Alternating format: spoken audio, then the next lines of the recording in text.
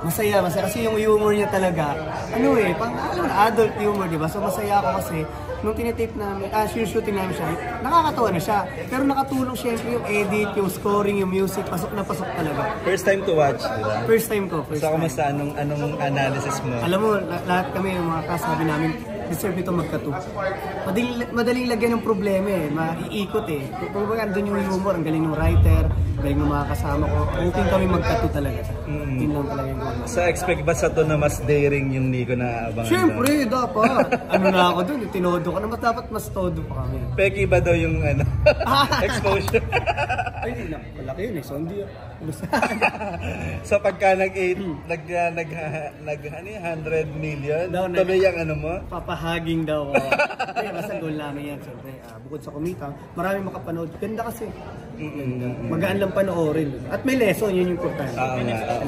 Ano yung pinaka-hardest part na ginawa mo? Yung drama scene namin. Kasi natatawa kami habang nagbabato ng lines, tapos siyempre naghuhubo kami. Diba? So yun yung pinakamahirap. Hindi lang sa akin, pati kila Enrique, kasi talaga natatawa kami ng time. Pero ang goal, huwag matawa kasi drama siya. Pero nalungkot ka ba na R16 lang siya? Or dapat talagang mapanood din ng mga... Nung nasama po sa kas, dapat R36 yan eh. Nung nalaman may Nico natin, R36 yan, sabi na MTRC. Hindi, pero talaga kasi kailangan naman natin sumunod din. Para kung sino lang yung pwedeng makapanood.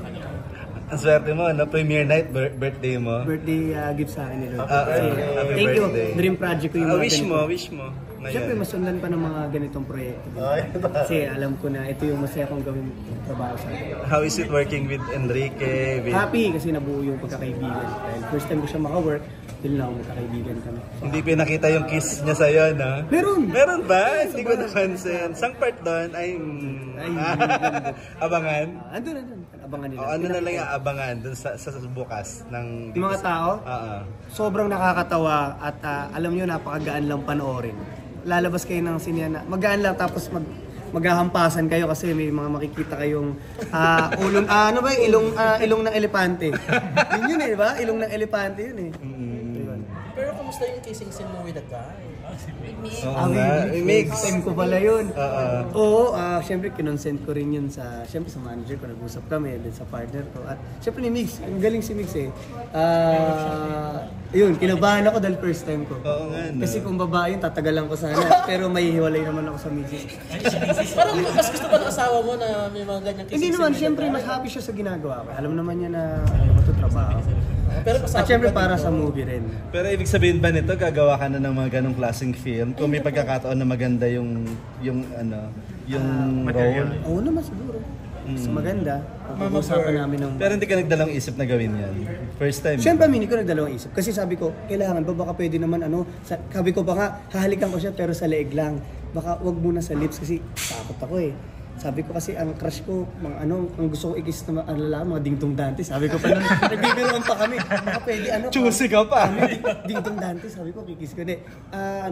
Kinakabahan talaga ako time na yun. Sa part na daw, ikaw na I am a big bird na. Ako na yung rin eh. Mama bird. Mama bird. Power bottom of Asia.